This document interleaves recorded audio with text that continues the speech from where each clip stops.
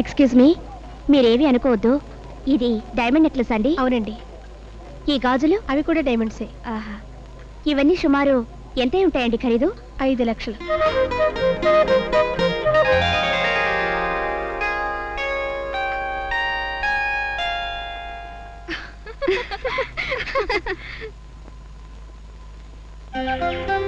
కంచనా కంచనా, చూడవే ఆ కారు. ఆ ఇల్లాలు పూర్వజన్మలో ఎంత పుణ్యం చేసుకుందో.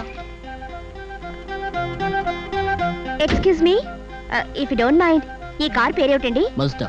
ఆహా, ఖరీదు ఎంత ఉంటుంది? 5 lakhs.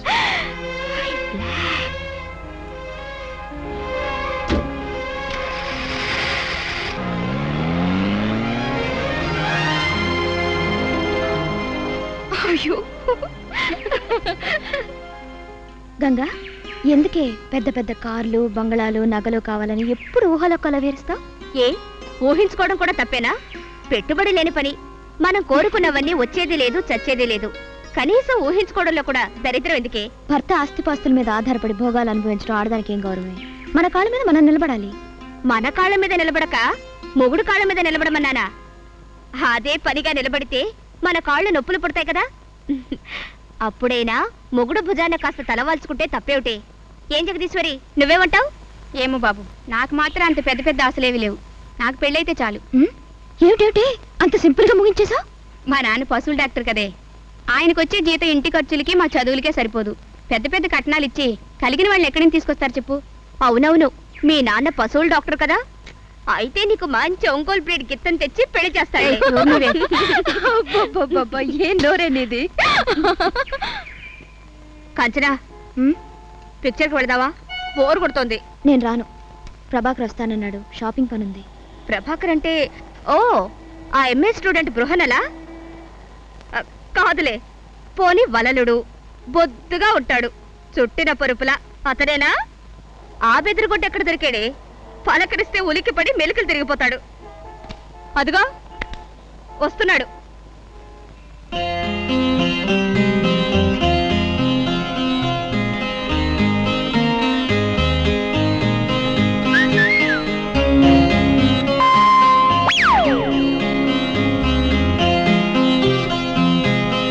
గంగా, కాంచనేది?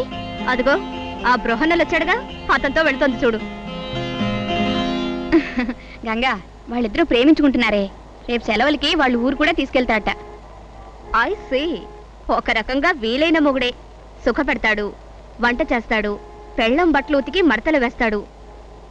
ఇటువంటి మగాళ్ళు చాటుగా పెళ్ళం కాళ్ళు కూడా పిసుకుతారు. అబ్బా, ఏం నోరేనిది?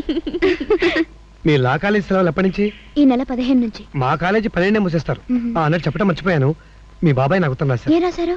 చూడు, 4 రోజులు ఆలస్యమైనా సరే నీకు సెలవులు ఇచ్చే వరకు ఉండి వెంట పెట్టుకుని మా ఊరు తీసుకురామన్నారు.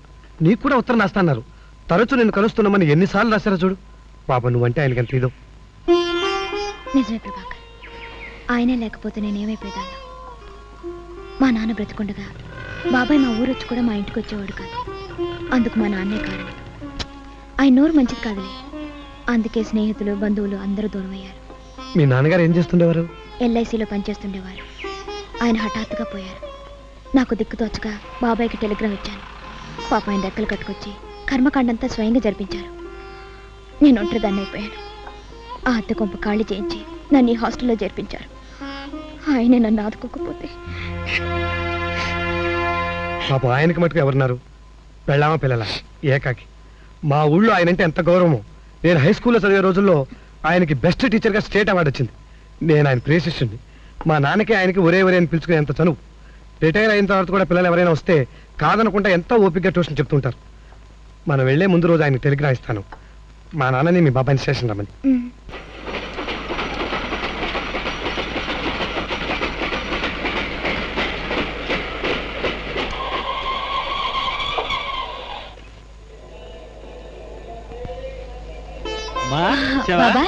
పెట్టలేగు ఈయన ప్రసాదరావు అని మన ప్రభాకర్ నాన్నగారు. నమస్కారం అండి. ఏడి మావాడేడి? ప్రభాకర్ రాలేదండి. ఏ?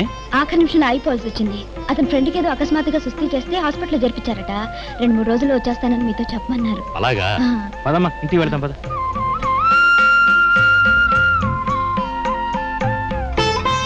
మీ అన్నయ్య గారు అమ్మాయి అన్నారు ఈ బుల్లెమ్మనండి? అవును. బాగున్నారా అమ్మాయి గారు? బాగున్నాను.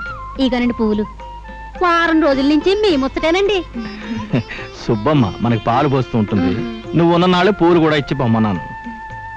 వీడు సుబ్బమ్మ కొడుకు. మా ఊళ్ళోనండి సంక్రాంతి పండక్కి పెద్ద సంత జరుగుతుంది. అప్పుడు బోల్డన్ని దుకాణాలు పెడతారండి. బోల్డంత మంది జనం వస్తారండి. అలాగా, ఈసారి పండక్కి నేను వస్తానులే. నాకు అన్ని చూపిద్దు గాని. సంత దుకాణాలు అమ్మే పకోడీలు తినకూడదండి. తింటే కడుపులో తిప్పి వాంతులవుతాయండి. అమ్మో, ఆ నల్లలుండి వాడు పెద్ద రెవడి అండి. అటొద్దు, ఇటు పోతారండి. ఎందుకు? అక్కడ వాడు ఉన్నాడండి. వాడంటే నాకు భయం. ఏం భయం లేదు, నేనున్నానుగా. నా మాట వినండి. వాడంటే ఊళ్ళో అందరికీ హడలండి. ఆడపిల్లలు అసలు వాడు జోలికే పోకూడదండి. అటొద్దు, ఇటు పోతారండి. ఏడ్చాడు, ఏం చేస్తాడే? నువ్వురా. నా మాట వినండి. వాడు ఇదివరకే ఉన్న చంపి జైలు కూడా వెళ్ళాడంట. ఉంచుకోరా. పర్వాలేదు రా. చిట్టే ఎరా చిట్టే, ఎవరు చుట్టాలా? మా అక్క.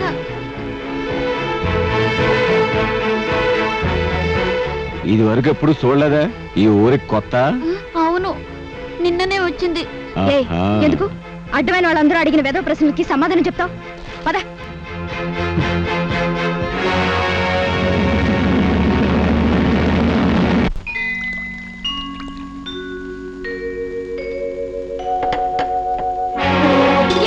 ఎవరిది? దొంగతనాలు కూడానా? అయ్యయ్యో, దొంగండి! ఏంటిది? లోపలికి తలిపేస్తావే? తలుపు ఇవ్వక, అయ్యయ్యో, ఎవరైనా రండి, దొంగండి! తలుపు ఇవ్వక చెప్పేది కాదేంటి? నిన్నే పారిపోరా? తలుపు బాబాయ్, దొంగ దొంగ! ఎక్కడ? వంటింట్లో జరపడి గిన్నెలు ఎత్తిపోతుంటే నేను లోపలికి పెట్టి తలిపేశాను. వెంటనే పోలీసుకి ఫోన్ చేయి. తలుపు తీస్తావా లేదా? నిన్నే బాబాయ్, తలుపు తీకు, పారిపోతాడు. ఉండమ్మా, ఈ గొంతుగా ఓరి నువ్వట్రా. వీడు మన జయసింహుడమ్మా. తెలుసు, వంటింట్లో కింద దూరాడు. అడుగు. నువ్వెందుకు వచ్చేటో ఇంట్లోకి? రే, మా అమ్మాయిరా కాంచన. మీ అమ్మాయ? మరి చిట్టాడు అక్కేం చెప్పాడు? అట్ట చూస్తూ ఊరుకుంటావేంటి బాబాయ్? పోలీసు రిపోర్ట్ చేసి ముందు రౌడీ వెదవ. మాటలో జాగ్రత్తగా రాని. ఒరే ఒరే, నువ్వెవరో తెలియక అన్నదలేరా. మేఘపాలు లోపల పెట్టాను, చూసుకోండి. వాడు జయసింహుడు, మనకి బాగా తెలిసినవాడే. అయినా కూని కొర వెదవకి అంత చనువేవడం ఏంటి? నాకు వైద్యానికి అప్పుడప్పుడు మేకపాలు అవసరం వస్తూ ఉంటాయి. కబురు చేస్తే తెచ్చి ఇచ్చి వెళుతూ ఉంటాడు. అదీగాక నిరుడు మన ఊరంతా కలరా వచ్చింది. అప్పుడు వీడు పాపం దిక్కు మొక్కు లేకుండా పడుంటే తీసుకొచ్చి 10 రోజులు ఇంట్లో పెట్టుకొని వైద్యం చేసి పంపించాను. అప్పటి నుంచి నేనంటే ఎంతో విశ్వాసంగా ఉంటాడు. ఉంటాడు ఉంటాడు. పావుకు పాలు పోసి పెంచు, విశ్వాసంగా ఉంటుంది.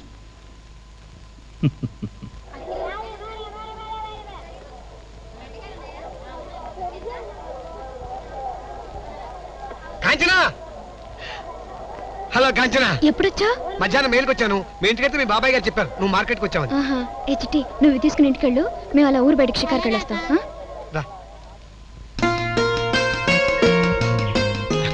ఏడు మరి మా ఇంటికి ఎప్పుడు వస్తావు? ఎందుకు? మా నాన్న మా అత్తయ్య చూడాలి కదా నిన్ను.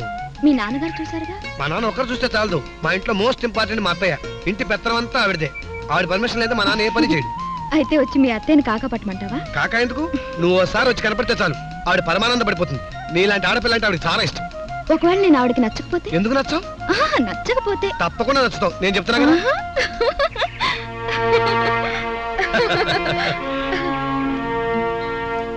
నమస్కారం అండి. నమస్కారం. ఏమిటి రాజయ్య? అమ్మాయి గారు ఇంకా ఊళ్ళో ఎంతకాలం ఉంటారండి? సెలవులు అయ్యేదాకా ఉంటుంది. ఎందుకు? ఆవిడ గారిని మీరు కొంచెం అదుపులో పెట్టుకోవాలండి. ఏం జరిగిందిరా? మళ్ళీ నేనేమన్నా అందా? నన్నేమనలేదండి. ఈడొచ్చిన పిల్ల ఇట్ట తిరిగితే ఎట్టాగండి? ఎక్కడ తిరుగుతోందిరా? ఆ పెసద్ర గారు అబ్బాయి అట్ట తిరుగుతా ఉంటే చూసిన వాళ్ళు ఏమనుకుంటారండి? అదే, మరేం పర్వాలేదులేరా. అది కాదండి, ఈ కాలం కురకాన్ని నమ్మకూడదండి. అదేం లేదులేరా. వాళ్ళిద్దరికీ ఒకళ్ళంటే ఒకళ్ళకి చాలా ఇష్టం. ప్రభాకర్కి మా కాంచనని చేసుకోమని ప్రసాదరావుని అన్నపూర్ణమని నేనే పోయి అడుగుదాం అనుకుంటున్నాను. వాళ్ళు ఒప్పుకుంటారన్న నమ్మకం కూడా నాకుంది. ఇందులో నా స్వార్థం కూడా కొంత ఉందిరా. నేనా ఒంటరిగాణ్ణి, ఈ సంబంధం చేస్తే అమ్మాయి ఈ ఊళ్ళోనే నా కళ్ళ ముందు ఉంటుందని నా ఆశ. ఈ ఆలోచన మీకు అమ్మాయి గారు కూడా మంచిదేలండి. తొందరగా ఆ మూడు మూడు వేయించండి. ఏమండి, అనంతయ్య గారి ఇల్లు ఇదేనండి? ఎవరు? అరే గంగా, కంచరా ఏమిటిది అనుకోకుండా ఊడిపడ్డావు? టెలిగ్రామ్ ఇచ్చుంటే నేను స్టేషన్కి వచ్చేదానిగా. టెలిగ్రామ్ ఇచ్చేందుకు టైం ఎక్కడుంది కంచరా? ఏం జరిగింది? ఏం జరిగింది? కంచరా, గంగా ప్లీజ్ కమ్ ఆన్. ఎవరమ్మా ఈ అమ్మాయి? నా ఫ్రెండ్ బాబాయ్, గంగా. హాస్టల్లో నా రూమ్మేట్. పాపం ఏదో చాలా బాధలో ఉన్నట్టుంది. తర్వాత మాట్లాడుకోవచ్చు, ముందు అమ్మాయిని లోపలికి తీసుకెళ్ళమ్మా. రా గంగా.